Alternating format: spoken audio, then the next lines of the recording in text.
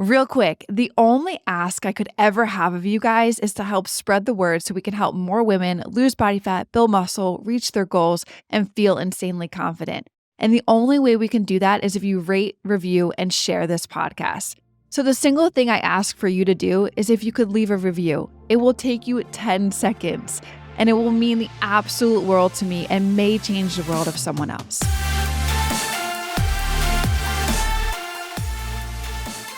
Hello, everyone, and welcome to another episode of For You from Eve. I am very excited for today's guest episode. You guys know I've been getting a little bit back into my guest episodes recently, and I'm very excited today. We have Nikki on, and Nikki is one of my favorite fitness influencers. I wouldn't even know the importance of protein if it wasn't for her. So I'm very, very excited to have her on today. And Nikki, thank you so much for coming on. Do you want to do a little introduction on who you are, where you're from, and what you do? Oh, bless. Thank you. Yeah, protein is king, guys. It really is. Awesome. Yeah. So thank you first and foremost for having me on your show. I'm super stoked to be here and to pour into your audience. So a little bit about who I am. So I'm Nikkiey Stott. I'm the founder of WarriorBabe and also the host of the Macro Hour podcast. I am a fitness enthusiast. Fitness is my life. First, though, I started in the medical field and I was there for 9 years. So I did long-term care, emergency care, and I transitioned out of that life actually right before COVID. So bless, because I know that was really hard years for the healthcare industry and the people that worked in it. But then got into the fitness space and competed in bodybuilding for the first 3 years. I got into it. I was like, your New Year's resolution baby in like 2015. I was like, I'm going to figure it out. Like I need to, because I played sports my whole life. But then there was that lull between graduating high school and then getting into college, and you don't have the backbone of practices and games and your coach yelling at you, and fell into, figuring it out in your early 20s. And then when I was 25 in 2015 is when I got into figuring it out and getting to the gym and holding myself accountable and making the promise to myself. And so I competed for 3 years there. So up until 2018, I won all of my shows. I won pro status. I beat the pros, and then I left the bodybuilding world because it just wasn't for me. It gave me my body heck. I was in the hospital multiple times, and I was like, how are people living like a sustainable way? Like there's got to be a better way than eating broccoli, chicken, and rice all the time. So that's what led me into the macronutrient world and learning about it and being my own experiment for a little bit of time, where I learned the right ways to do things, build habits, eat right, strength train, and got incredible results that I wanted to help others do the same. And that's where we led into building WarriorBabe in like 2018 or 2019. And now we're on a mission to help 100,000 women regain their personal power and feel confident in their skin.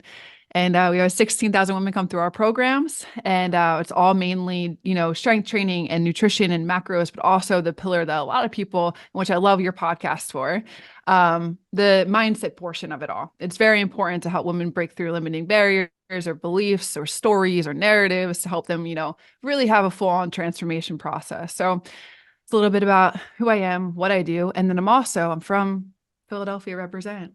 Go Philly. Philly. I have a few friends from Philly, actually. I'm definitely gonna let them know that. And I like how you brought up how you had that period of, because I was an athlete in high school too, like soccer, basketball, track, and then you graduate. And I never wanted to play sports in college because I was like, well, I want to work and like I can't do it all. And then I just didn't move my body for like a year in college. And I didn't really notice how hard everything hit me until I was in college during like COVID time. So when I was like home with myself and I saw how much my face changed, my body changed, like my skin, my acne, I was so inflamed. And I was like, wow, like not moving my body and not being active has like really affected me. And that was when I got back into it. What made you say like, I want to start going to the gym? Is it because you had that love for sports in the past?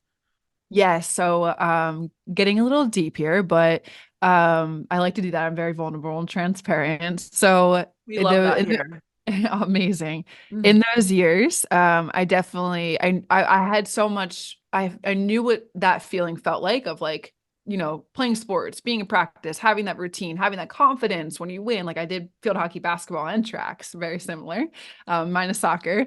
Mm. Um, but I had all of that feelings, right? And then in the years of college and post high school, and then dating and drinking, and I was actually engaged. So I was engaged for about like a year, but I was with the person for 3 years in my early 20s.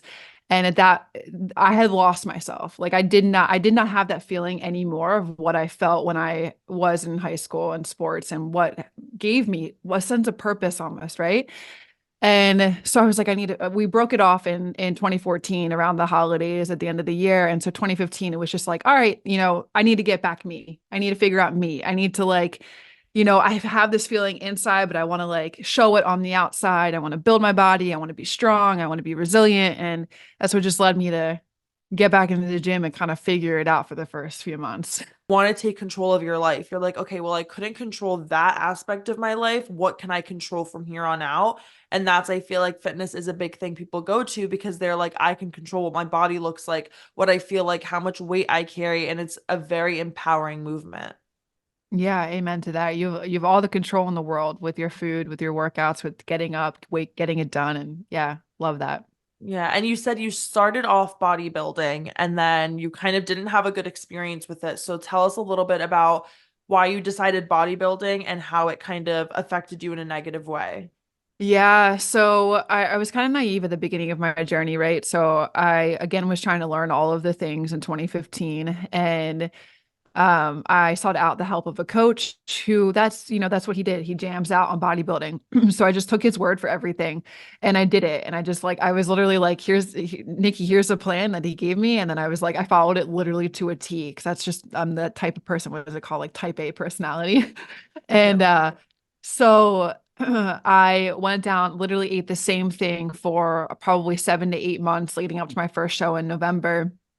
And that was all fun and dandy. Like, that was great. And then won that show. But then it was almost like the mind was playing tricks on me when I went into my second show, my third show, because I knew what to anticipate from the lifestyle, right? I knew what I had to eat and it sucked. And I knew how I had to train and it sucked. And I was leading up to third show. This is where things actually, it was the second to the third show. Yeah. Getting ready for the third show. Trying to say that 10 times fast. The third show, that was when, so my body, like doing the same thing over and over again, eating the same way and training. I was in the gym 3 times a day, 7 days a week. Wow. Yeah. I woke up at 4:30 in the morning, had to go do fasted cardio for 55 minutes on the Stairmaster. And then I had to come back to the gym later on in the day and I had to train for an hour with strength training. And then post that, I had to do another 55 minutes on the treadmill at a 2-minute jog or run and a 2-minute fast speed walk. And then eating literally, like I put my calories together after my show and I was eating probably 900 calories, no fat. Wow. Yeah. So no fat grams. It was mainly just protein and carbs. And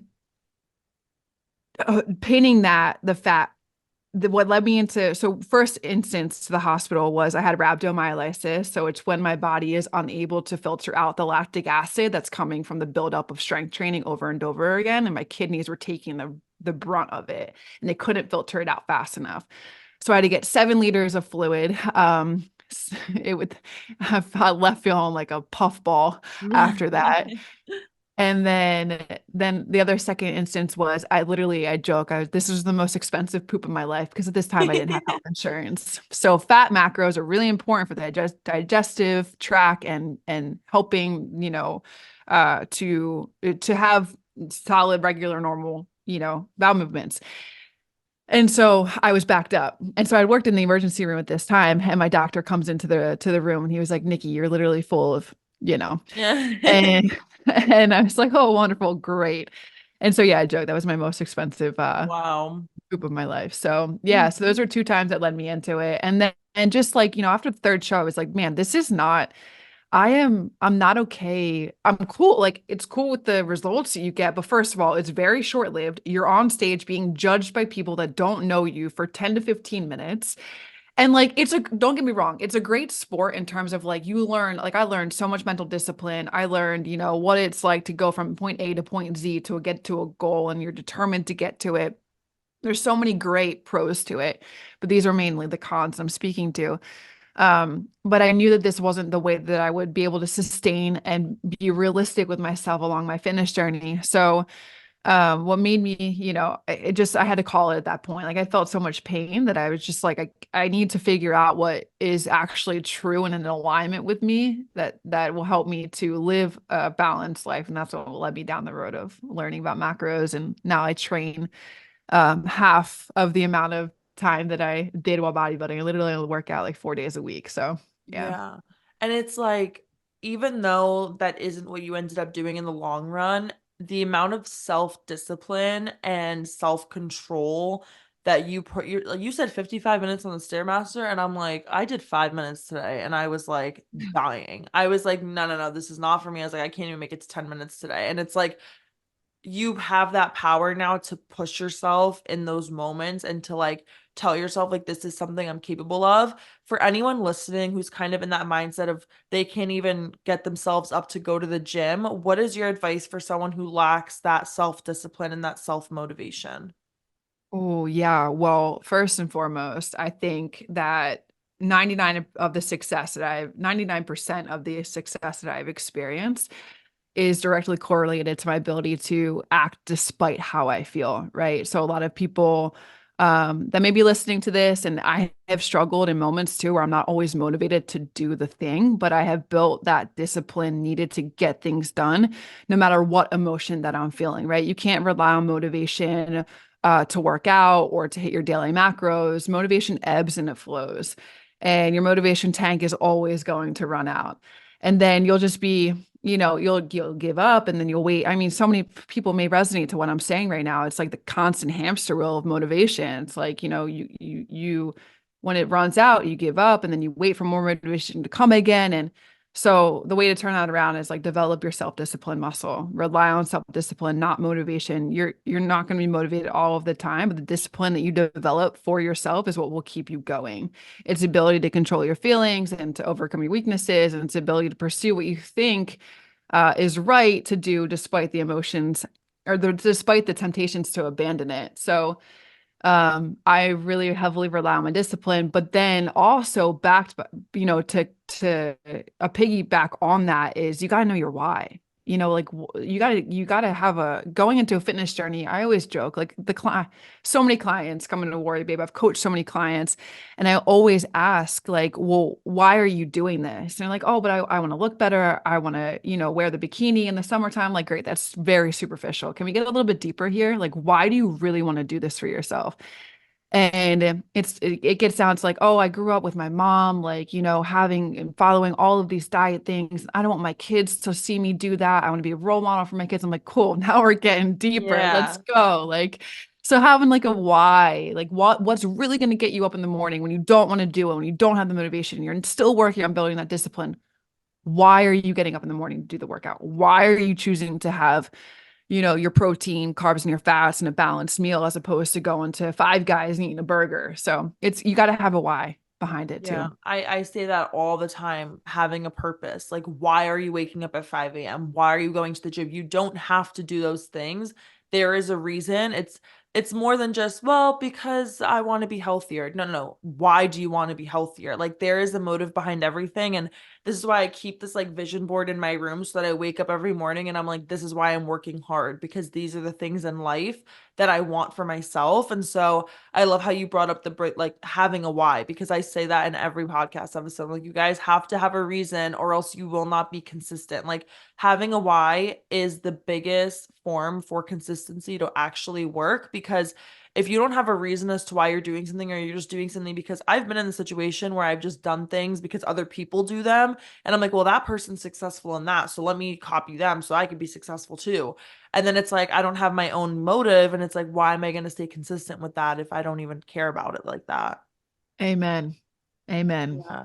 So I've been on my fitness journey for about 3 years now, like in the gym. And I started off like more strength training, realized my body just wasn't aligned with it, and started to do more Pilates and movement.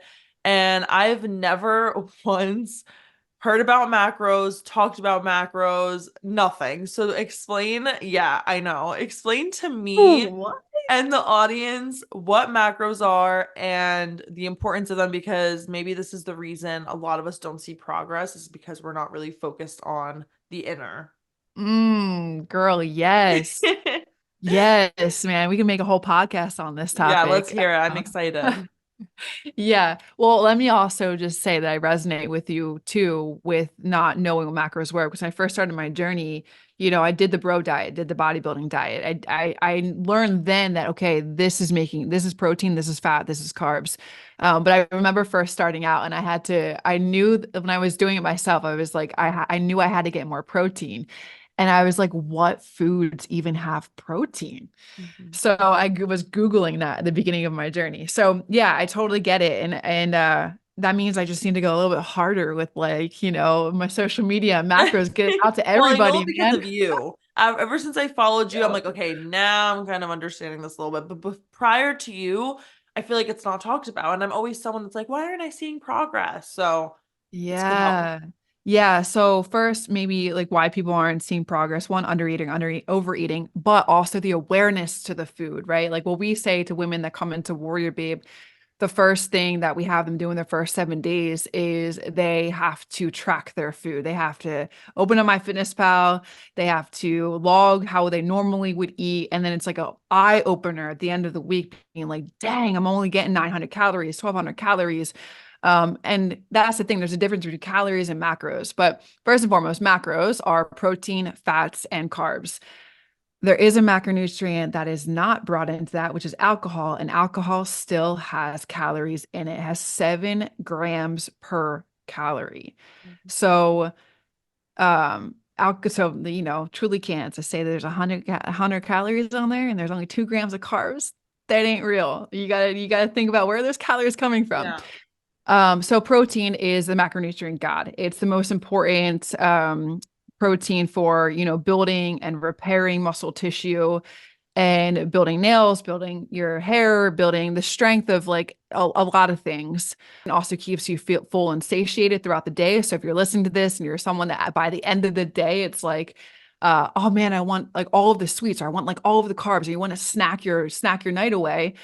That's because you're probably not giving your body enough protein throughout the day. Protein will help you feel that satiated feeling and will eliminate you feeling like you have tons and tons of cravings. It's also what's going to be building up the muscle, which I just said, but a lot of people want to get toned, right? So toned is just building more muscle to your body and then decreasing your body fat around it. And that's how you look more toned. Um, then you got carbs. Carbs are not to be feared, my friends. Carbs are your best friend, especially when it comes to really any type of exercise, cardio, running a marathon, doing strength training, doing Pilates, doing yoga.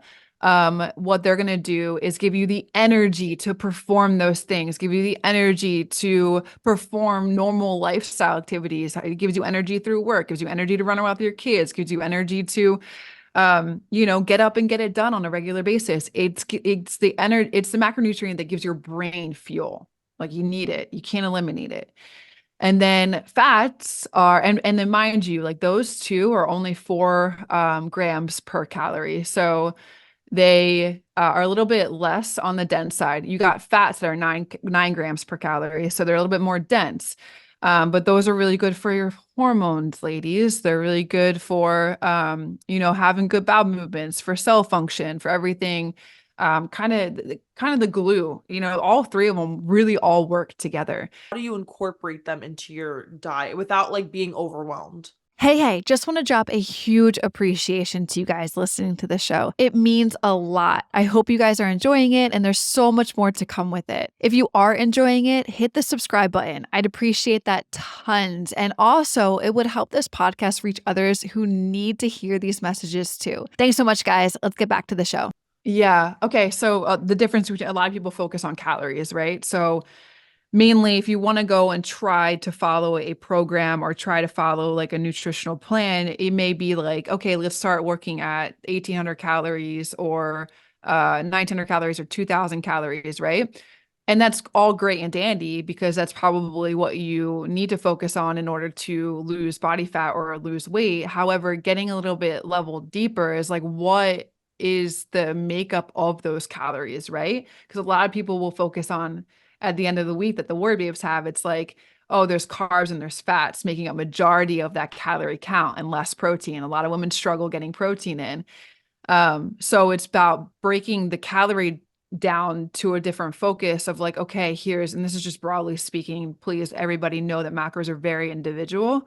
But just to start out of the gate, like maybe you have a ratio of 30% to protein, 30% to fats and 40% to carbs that are making up the overall count of your calorie number, because if you're not getting the results that you want, it's probably because you're not fine tuning your nutrition, right? It's cool to focus on calories, you're going to lose the weight. But if you want to really focus on building up muscle and building and changing your body composition, having that really sexy, like, athletic look, you gotta dial into the macronutrient world. And you gotta learn that. And it could feel overwhelming at first too, my friends. You guys are listening to. I remember when I first started learning it, it took me like an hour to track a day's worth of food, and I'm running around the freaking kitchen trying to barcode scan all of my stuff. And like, yeah, it is frustrating, but at the beginning, but think about it as like that's a skill that will serve you for the rest of your life. So if you can get that down, then you're able to,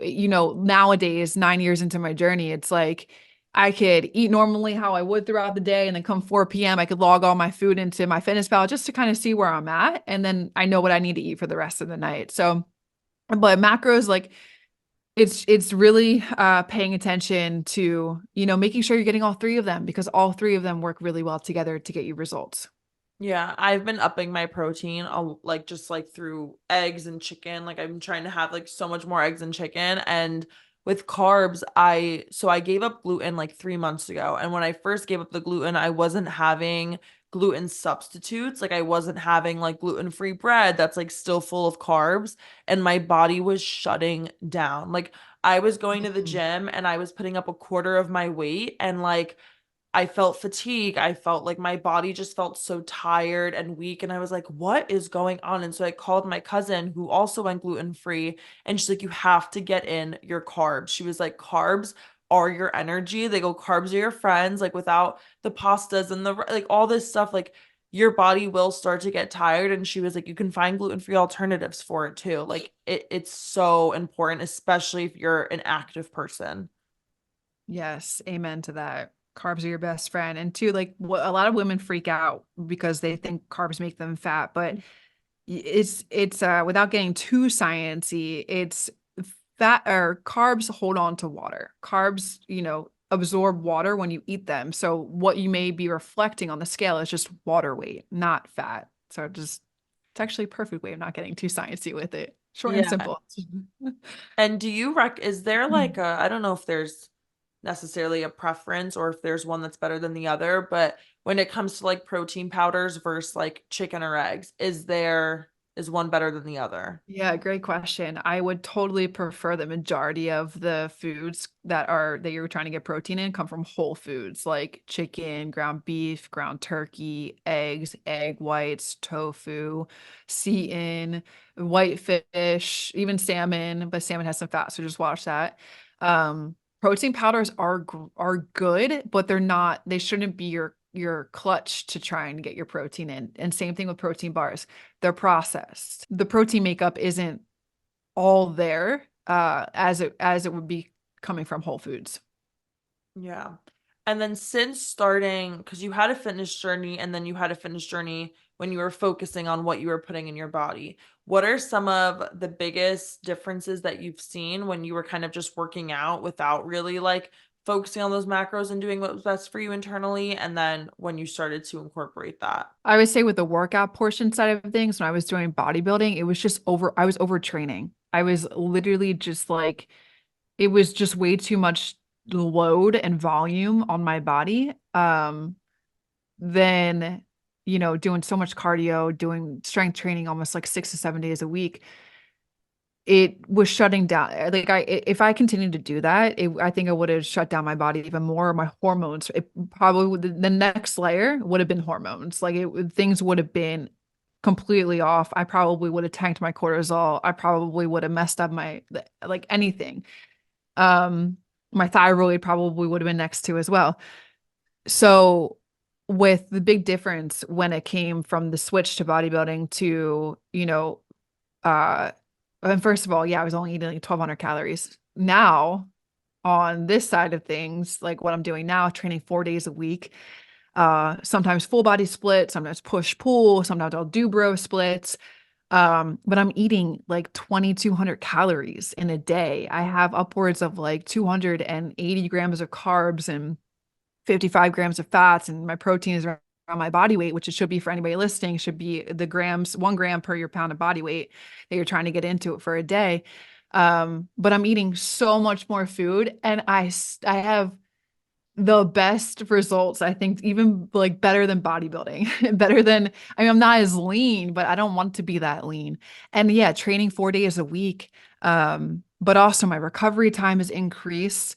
So I just had Dr. Cabral on my podcast. And if you guys know me, he's a functional doctor in the space. And I had to do a stress, mood, and metabolism test. And he was like, Nikki, he's seen that hundreds of thousands of patients and testing results. And he was like, these are some of the best results that I have ever Wow. seen. I was like, holy cow, like I'm doing something right. Mhm. So yeah. Yeah. So I'm eating way more. My carbs are way up. Yeah, and I have the best recovery. And then I'm only 4 days a week to maintain the physique that I have. That's crazy. Yeah, I feel like a lot of the time, like I know for me too, there was a point where I was overtraining myself because I was like, I need to lose weight. I need to lose weight. So I'd wake up, I'd go to the gym at like 6 o'clock in the morning. I would walk or jog on the treadmill like crazy with like no food in my system yet. And then it would hit like 5, 6 p.m. and I'd be back in the gym and I'd be doing like a hit workout. And it was like, I wasn't even seeing progress. I wasn't seeing results. My body was inflamed. Like it literally felt like someone put like a air pump in me and was like pumping me up and everything was just so puffy. Like I was like, why do I look bigger? I feel bigger. I feel unhealthier. And it's because I wasn't eating enough food to keep up with how much I was Mhm. training. And so it was having the opposite effect on me. And people don't realize that like that's a real thing.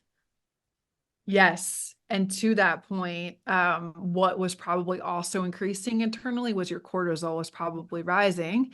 And cortisol is the fat storing hormone. So the more stressed out you're making your body, first of all, you can't outwork a bad diet. You also can't outwork under eating. Mhm. Your body needs fuel. The source of energy which muscle lives off of, and also all of your other organs, is the energy is food. So eh, there's a lot to break down around that, but yeah, to that point, the elevation of your cortisol, and then your body not knowing when it was going to get food, so it was literally probably just trying to hold on to everything. Your metabolism was getting slower and slower, even though you're putting so much demand through exercise. All that internally was happening, which I think, it not a lot of people know that until you really start to learn about it and making more awareness. So yeah, that's why it's really good to have professional help on this journey. I learned that too. So that, because there's people that have expertise and understanding around this stuff that can help you then understand what's going on. Definitely. I do get a few DMs from girls who want to get into the fitness journey, want to start going to the gym, but they have a little bit of gym anxiety, I guess, where they're nervous to go and not know what machine to touch and scared people are gonna judge them. What is your advice for people with that mindset? Yeah, that's such a good question. I love that question because when I first started out, I had the same thing. Like 2015, in the first couple of months, like I would just walk up to the cardio equipment because it just was easy to operate, and you just had to do a start and walk on it. Yeah. Um, and I was so afraid to walk into the strength training area because one, I didn't know how to use the machines or the equipment. I always feared that people were looking at me and judging me. And am I doing this exercise right? I remember studying YouTube videos to make sure that I was doing Me form good. too. Yeah. Like memorizing it the night before, so when I got there, I didn't have to like pull up the video and I could just learn. Yes, exactly what I would do. I'd sit at the kitchen table and just learn. So I hear you, and I hear all the women that may be struggling with that too as well. One of the things that immediately got me to just kind of like get past the fear and just walk in and do it was wearing a hat. I would walk into the gym, I would put a hat on, And it almost acted as like a blinder, right? It was like I couldn't see anybody, nobody could see my eyes. I kind of was just in my own element. And that helped me to gain a little bit more confidence to go into the weight room and to do the things. But also knowing too the why, right? So it's like I knew that the cardio wasn't going to get me where I wanted to be. So I had to muster up the courage and the strength and, positive affirmations to self. You got this, you can do this, you're confident. In order to get to my goal, I knew that I had to get into that weight room at some point or another. So why keep prolonging it? It was just like, get in there, do it. And also know, ladies, too, like everybody in there is only concerned about themselves. They're And not if they're watching. not, they're not there for the right reason. Yeah, exactly. People are looking at themselves in the mirrors. Yeah. They're watching their form in the mirrors. They're only paying attention to themselves. They're not worried about how much weight you're lifting, if you're doing it right, or watching you perform exercises.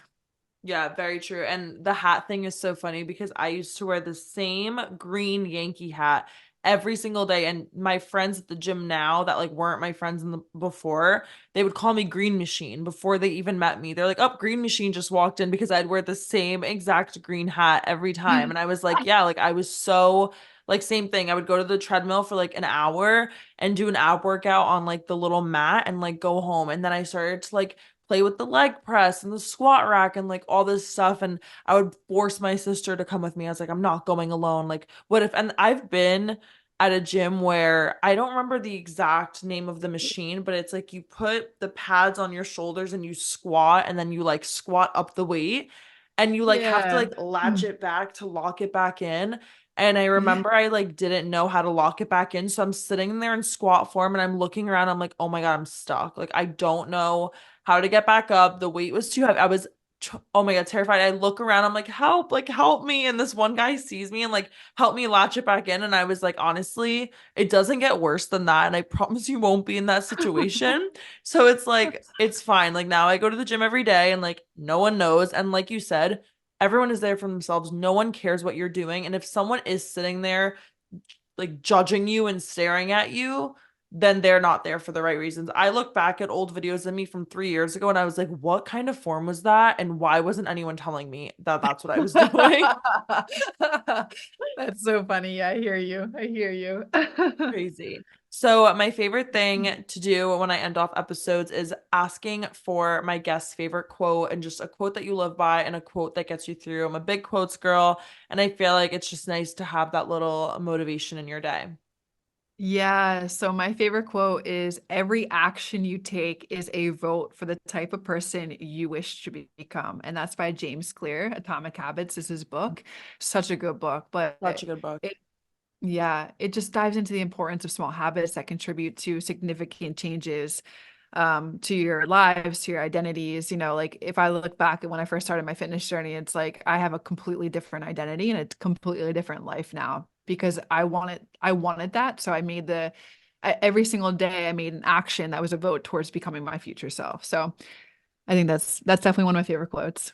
I love that quote. And yes, I love that book so much.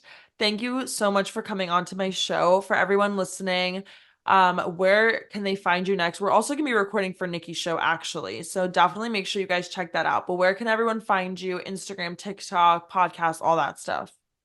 Yeah, so I'm Nikkiey Stott, but I spell it weird. It's did I say spell it weird? I spell it weird. It's Nikki Nikkiey and then Stott Stott. That's at Instagram, at TikTok. YouTube is at WarriorBabe. You can find us too if you're looking, anything resonated with you guys here on this podcast. WarriorBabe.com if you're interested in having that help along your fitness journey. And then the Macro Hour podcast, as Olivia just shared. So she's coming on here in the next 20 minutes and we're going to record Olivia's podcast on the Macro Hour. So you definitely can check out that there too as well. Thank you so much for coming on. Thank you for having me. Hey guys, real quick. If you're interested in taking your body to the next level, lose body fat, build more muscle, feel more confident, do it alongside one of our 30+ professional coaches. Work one-on-one with her to eliminate all of the guesswork that you may have. And all you need to do is just do the work that she tells you to do to get to those goals of yours. Now, to learn more, click the link below this podcast and apply to our VIP program right now.